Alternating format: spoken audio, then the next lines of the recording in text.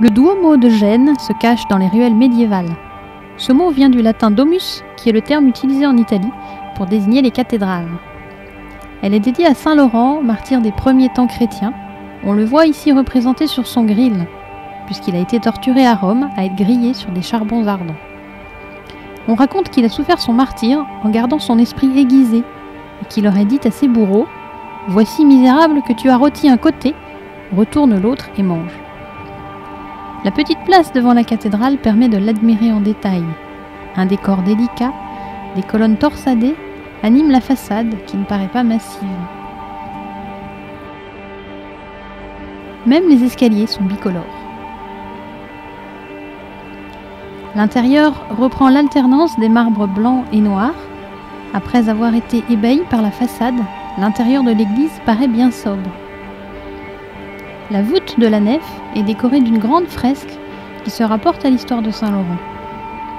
La coupole donne de l'importance à cette cathédrale. Ce type d'architecture donne de la hauteur et de la lumière.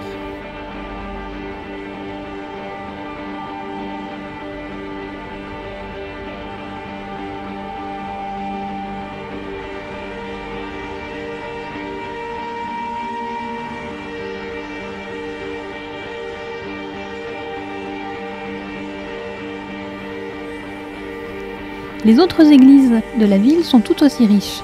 L'église du Gesù, construite pour les jésuites, éclate de dorures et là aussi de coupoles impressionnantes.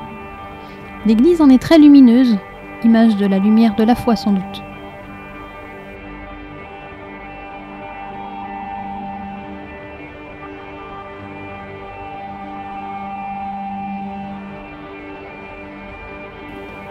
Les petites ruelles du centre de Gênes, en Ligurie, sont plus modestes mais charmantes. La ville est riche, son port a été florissant au XIVe siècle. Les bateaux génois commerçaient avec toute la Méditerranée. La ville était une république, un peu comme sa grande rivale Venise. Les riches marchands dirigeaient les affaires de la ville et on en fait une place forte richissime. Des colonies sont ouvertes très loin vers l'ouest, jusqu'en mer Noire. Les armateurs et les marchands avaient des fortunes considérables. La ville se devait d'être à leur mesure.